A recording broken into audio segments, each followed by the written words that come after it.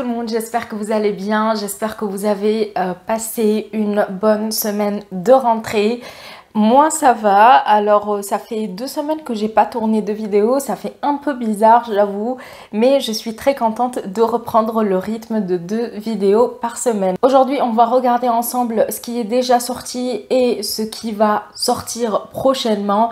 Franchement j'ai raté pas mal de choses, je me rends compte que je ne regarde plus vraiment les comptes des personnes qui partagent les nouveautés et franchement ça fait du bien parce que j'ai fait des économies. Bon, j'ai décidé de faire quand même une vidéo sur les nouveautés de la rentrée, un petit peu aussi de Noël mais pas trop. Je pense vous faire une vidéo spéciale sortie pour Noël, calendrier de l'Avent, etc. Et aussi j'ai remarqué qu'il y a pas mal de produits pour le teint. C'est bizarre, je pense que c'est la saison du teint. Cette intro a duré trop longtemps, on commence tout de suite, c'est parti. On commence par Natasha Denona qui nous a sorti la collection Dream. On a une palette pour les yeux, une palette de blush et highlight, lipstick, lip liner et gloss. C'est déjà dispo sur le site de Sephora et sur le site officiel de Natasha Denona. J'avoue que cette collection ne me fait pas vraiment rêver, hein, c'est pas la Dream Collection pour moi. Donc je trouve que c'est une collection qui est un mix and match entre plusieurs palettes par exemple qu'elle a déjà sorti auparavant, et je pense que c'est un peu le concept de cette collection-ci. Après il y a le trio là de highlight et blush qui est pas mal, mais je sais pas si je vais le prendre ou pas. C'est pas... Pour le moment, je préfère plutôt craquer pour une autre palette que je vais vous montrer après parce que je la trouve encore plus belle. Chez Sol de Janeiro, on a des produits pour le corps. Le gommage Bom Dia pour le corps avec 10% AHA, BHA et avec des graines de maracuja broyées. On le trouve à 42$, ce qui est bon le prix des produits de chez Sol de Janeiro. Il promet d'améliorer la peau, sa texture pour une peau éclatante, smooth avec de l'acide glycolique et salicylique. Ça promet. Ensuite, on a le nettoyant Bom Dia Bright Clarifying AHA BHA Body Wash. Pareil, ça c'est pour le corps et c'est à 26$. C'est pas cher pour Sol de Janeiro, encore une fois. Il promet de déboucher les pores, d'avoir une peau propre, soyeuse et avec un effet rajeunissant. C'est plutôt pas mal. En plus, moi j'aime beaucoup les odeurs de Sol de Janeiro. On saute vers les produits pour le teint avec le Skin Tint Super Smoother Blurring de chez Iconic London. D'après ce qu'ils disent, avec ce Skin Tint, on va avoir un effet léger, ultra hydratant qui donne un effet blurred. Blurred, c'est un peu siliconé, enfin sans pores, etc. Flawless avec un fini satin mat. Seconde peau, longue tenue jusqu'à 12 heures. C'est déjà dispo, donc vous pouvez le trouver sur le site Iconic London. Par contre, je ne sais pas s'il est dispo sur Beauty Bay parce que d'après ce que j'ai compris, Iconic London, on ne peut plus la trouver sur Beauty Bay. Je pense qu'il est trouvable sur Look Fantastic ou Feel Unique. Et avec ça, on a le Primer Underglow Blurring pour une peau fraîche, smooth, flawless avec de la lumière. Comme le Skin Tint, pareil, ça promet, ça promet. Avant, j'aimais beaucoup les finis mat, hyper mat, très couvrants, etc. Maintenant, je cherche plus une couvrance légère à moyenne avec un fini pas lumineux mais semi mat. légèrement lumineux, hydratant. Je sais pas si je vais aimer celui-là. En tout cas, je vais pas l'acheter maintenant parce que j'aimerais bien finir un fond de teint avant. Ça, c'est mon objectif pour le moment, c'est de finir un fond de teint avant d'en acheter un autre. Et une longue tenue jusqu'à 12 heures, franchement, je ne suis pas le genre de personne qui garde un fond de teint pendant 12 heures. Je sais pas si c'est vraiment un détail qui compte, parce que je ne connais personne qui garde un fond de teint pendant 12 heures, sauf si on a une longue journée avec une soirée par la suite, mais sinon 12 heures ça fait beaucoup. Je pense que je serais susceptible de les prendre tous les deux. Une sortie qui m'attire beaucoup, je ne sais pas si elle va être disponible pour la France, en tout cas pour la livraison, est-ce qu'on va avoir la licence ou pas, mais il s'agit de la collection High School Musical de Disney X Colourpop. Les 3 parties sont top, j'ai adoré et je pense que si je regarde encore une fois, je vais adorer, je vais kiffer ma vie pendant un moment. Bien sûr, si je peux l'avoir, je la prendrai parce que franchement, je suis pas une collectionneuse par rapport à tout ce qui est Disney et tout. Mais High School Musical, c'est autre chose. Juvia's Place, on a 4 volumes de duo de blush avec une formule soft et modulable. Ça fait longtemps que j'ai pas craqué sur des produits Juvia's Place, j'avoue, c'est plus une marque qui m'attire plus que ça. Et je trouve que même les fards à paupières ne sont pas, enfin, en tout cas, comme j'ai découvert pas mal de formules, pas mal de nouveaux fards, pas mal de nouvelles marques et tout, ce ne sont plus vraiment les fards qui me font rêver, qui me donnent envie de craquer sur la marque et j'ai jamais testé les produits pour le teint. En tout cas, je sais pas si Juvia's Place livre en France, il faut que je vois ça.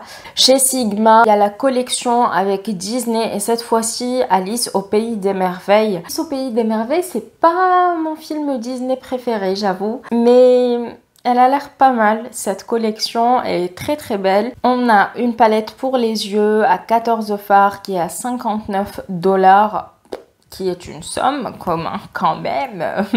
Un duo pour les joues à 35 $, un set de pinceaux 5 pièces à 120 $ là.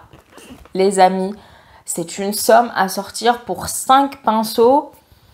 Quand même, 120 $, c'est beaucoup, mais ils sont très très beaux les pinceaux. Un lip duo avec une formule hydratante crémeuse à 35 $. Alors, à chaque fois, je dis, je vais craquer sur la marque Sigma parce qu'il y a beaucoup de personnes qui aiment cette marque, qui aiment la formule de leur fard à paupières, etc. Mais moi, à chaque fois, je sais pas ce qui me freine, j'oublie rapidement. Peut-être que c'est une marque qui ne m'intéresse pas plus que ça finalement.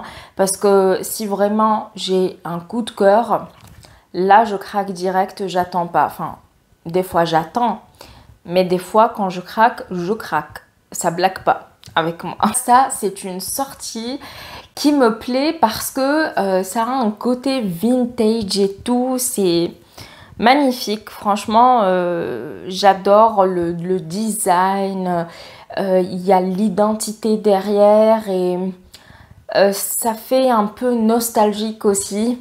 Il s'agit de la marque Vacation avec une mousse fouettée SPF 30 qui est résistante à l'eau pendant 80 minutes. Franchement, le packaging, il est trop mignon. Il est assez original, je dois dire. Et cette mousse fouettée, enfin la texture, comme si vous aviez, je sais pas moi, une crème fouettée. Vous voyez ? C'est assez rigolo, je suis très tentée de la tester. Ensuite, chez Charlotte Tilbury, il y a la Beautifying Face palette. Alors c'est cette palette dont je vous ai parlé tout à l'heure. Elle est trop belle. Est-ce que vous voyez ce que je vois? Parce que en fait, elle est trop belle. pour moi, c'est en fait, elle est plus belle que celle qui est déjà sortie avant. J'allais craquer cette année sur celle qui est déjà sortie.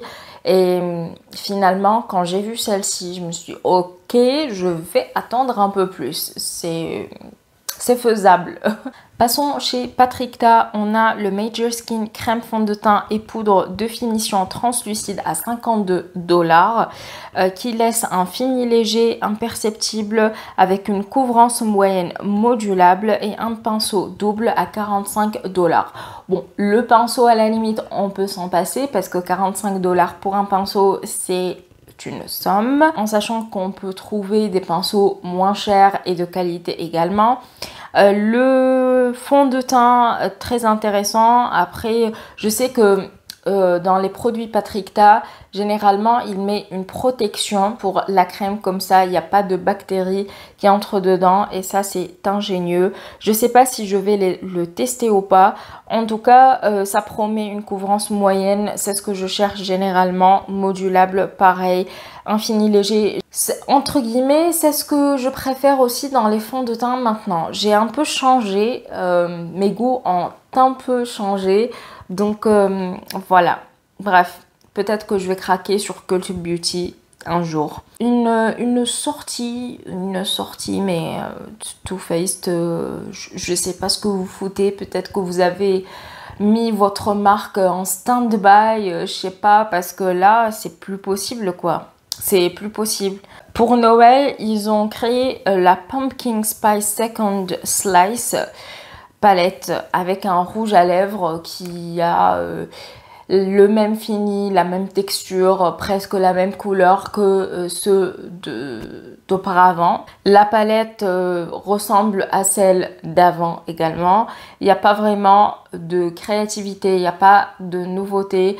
Je vais passer mon tour. De toute façon, ça fait longtemps que j'ai pas craqué sur la marque Too Faced. Ça me désole un petit peu parce que c'est la première marque qui m'a vraiment donné envie de me maquiller pour demain avec Anastasia Beverly Hills. Et là, j'avoue que voilà, je perds la motivation de laisser mon argent à Too Faced. C'est, je sais pas. Chez R.E.M. Beauty, il y a le God is a Woman Body Scrub soufflé à 30 $ avec de l'huile de noix de coco, avec du beurre de karité à base de sel qui exfolie doucement la peau pour laisser un effet smooth. C'est un produit qui est très très beau déjà quand on le voit. C'est très sensuel, c'est très esthétique. Je pense que l'expérience beauté va être topissime. Je pense craquer dessus parce que j'aimerais bien tester la marque R.E.M. Beauty. Elle a l'air très intéressante. Avec ça, il y a l'huile pour le corps qui est à 35 $. Elle est, allez, 5 € de plus du body scrub avec des acides essentiels pour nourrir la peau et bloquer l'hydratation. Ce produit va être utile en hiver, mais pour le moment, il fait encore chaud. Enfin, en tout cas, aujourd'hui, il a plu. Je pense qu'on va avoir le soleil qui va débarquer pour les prochains jours. Elle a encore prévu un crayon pour les sourcils qui a une formule crème poudre anti-tache. Anti-tache, je ne sais pas ce que ça veut dire. Est-ce que ça c'est très smooth naturel et tout, je pense que c'est ça. Effet réaliste, donc du poil à poil. Et aussi on a un gel pour les sourcils. J'aime plus les mines très fines, mais celle-ci c'est pas mon truc, donc je vais pas craquer dessus. Cette sortie, c'est je sais pas. Je sais pas pourquoi ils ont fait ça. Là, mon cerveau a bugué. En fait, quand j'ai vu ce produit-là, je me suis dit, what? C'est quoi ce délire? C'est une blague, j'espère, parce que ça sent le manque d'idées. Fenty Beauty a collaboré avec MSCHF ou MUSHF, je sais pas comment ça se prononce, pour créer 6 paquets. Chacun contient soit du ketchup, soit le Gloss Bomb de chez Fenty. Pour 25 $. S'il vous plaît, est-ce qu'on peut en parler? Parce que cette sortie, je pense que c'est la pire sortie de cette rentrée. C'est pas possible. On peut pas sortir un paquet avec soit du ketchup, soit du Gloss Bomb. Alors oui, c'est très marrant, machin, mais 25 $ pour du ketchup, sérieux? Même, enfin, moi je suis pas ketchup, j'aime pas. Et en plus, même gratuitement, je la prendrais pas. Alors imagine, voilà, jouer à la roulette. Non, c'est pas mon truc. Chez Charlotte Tilbury, il y a le Beautiful Skin Radiant Concealer couvrance moyenne modulable qui corrige, illumine, lifte le regard. Infusé à l'acide hyaluronique, au niacinamide, à la Golden Vitamin C et du collagène vegan qui coûte 33 $. C'est pas cher pour du Charlotte Tilbury. C'est un concealer qui m'intéresse beaucoup parce que il promet pas mal de choses. Couvrance moyenne, modulable, corrige, illumine, lift. Enfin bref, tout ça, ce sont les promesses que j'aime beaucoup. Et je cherche plus l'hydratation en particulier parce que j'ai le contour des yeux très déshydraté. Ça fait des mois que je galère avec ça. Franchement, j'arrive pas à trouver un produit de soin qui va vraiment hydrater mon contour des yeux. Là, je galère beaucoup, ce qui fait que généralement, les concealers et tout, c'est une catastrophe sur moi. Bref, c'est pas beau et ça m'ennuie beaucoup. Elle rajoute une autre poudre à sa collection, c'est la poudre Airbrush Brightening Flawless Finish qui illumine, blur, lift le regard. On a le Tan Deep et Fair Medium. Déjà, je ne suis pas hyper fan de sa poudre habituelle, je trouve qu'elle est bien mais sans plus quoi. Il n'y a pas vraiment d'effet waouh, contrairement à des personnes qui ne jurent que par elle, moi c'est pas ma poudre préférée. Après, ce ne sont que mes goûts, hein. Ça n'engage que moi. Là, ça semble plus prometteur parce qu'il y a le fait d'illuminer le regard, de lifter, enfin voilà. Je pourrais la prendre dans un futur... je sais pas si ça va être proche ou lointain, mais en tout cas, si je réussis à finir une poudre, là, je la prendrai. Enfin, si j'oublie pas. Alors là, cette collection, elle est magnifique, mais magnifique. Le design, enfin, tout. Le design, les fleurs, les dessins, tout est hyper bien travaillé. C'est une collection de chez Flower Nose. C'est pas une marque que je connais. C'est la première fois que j'entends parler de cette marque. Les packaging envoient du lourd. Ils ont sorti un Cloud Lip Cream, un blush, une palette de 5 fards, un miroir qu'on peut tenir à la main, un stippling brush. Et j'avoue, rien que pour le packaging, je suis susceptible de l'acheter parce qu'elle est magnifique. Chez Milk Makeup, le Future Fluid All Over Cream Concealer. Je vous ai dit, c'est la saison des concealers, des fonds de teint, des skin tints, enfin bref. Vous allez voir, il y en a aussi après. Ce concealer promet d'être multi-usage avec une couvrance médium à full, sculpte, hydrate et ne file pas.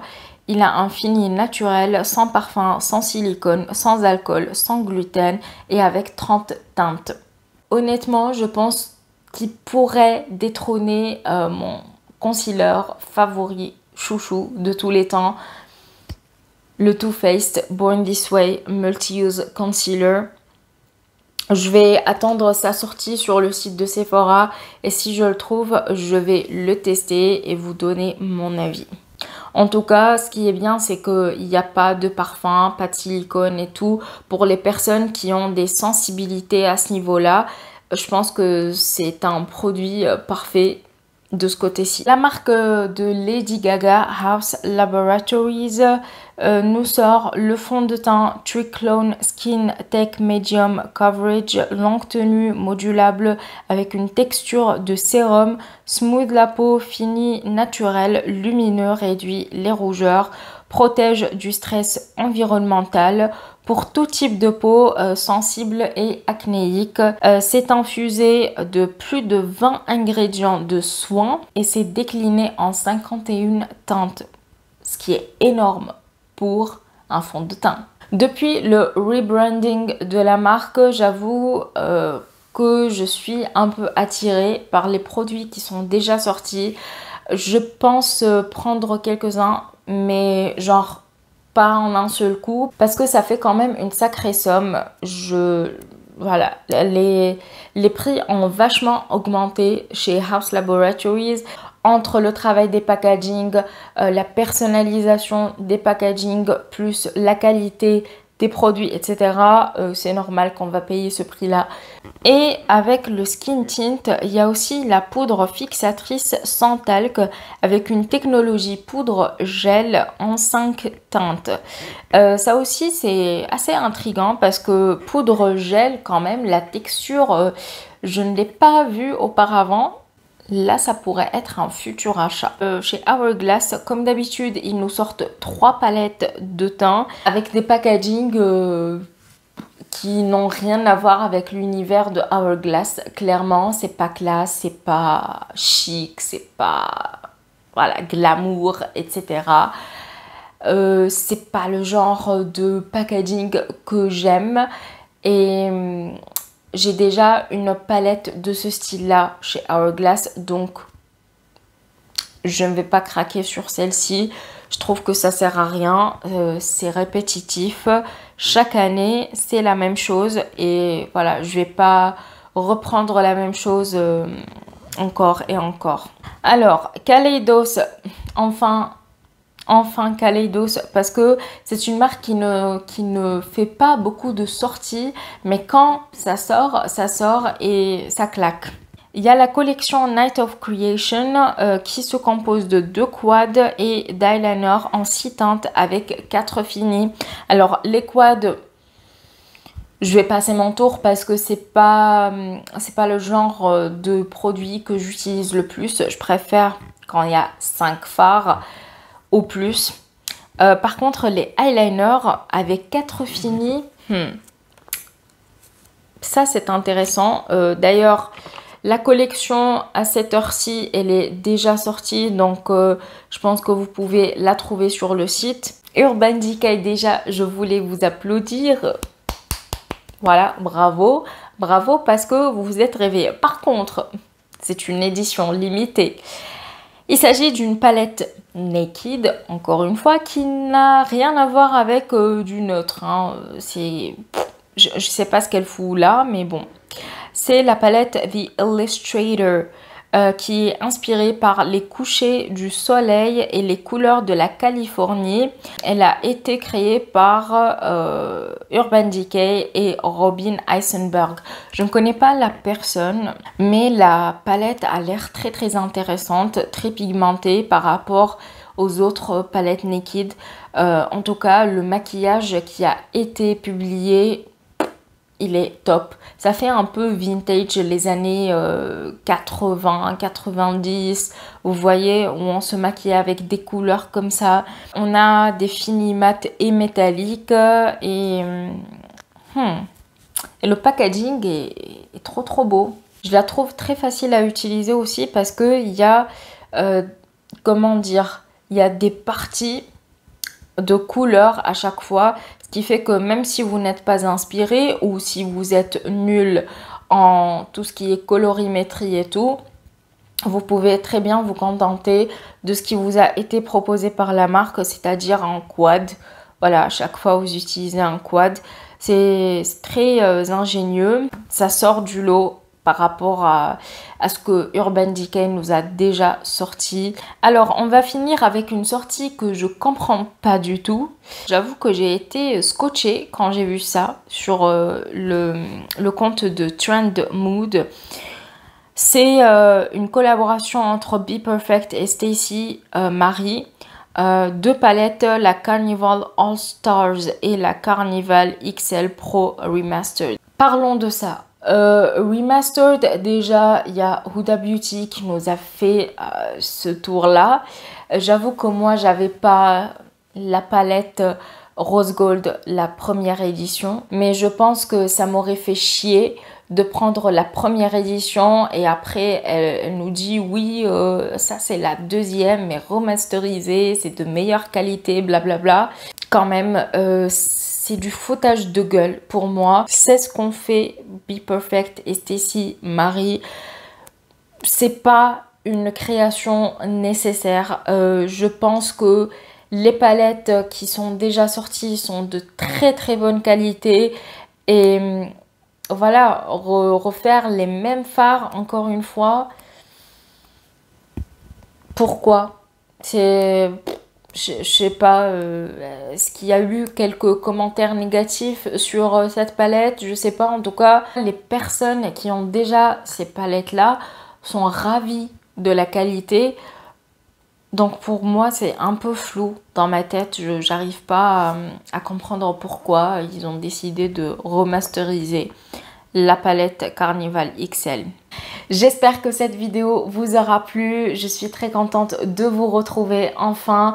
Je souhaite un très bon accueil à toutes les personnes qui se sont abonnées pendant mon absence. Ça me fait plaisir et je vous retrouve dimanche comme d'habitude pour une nouvelle vidéo. Ciao ciao!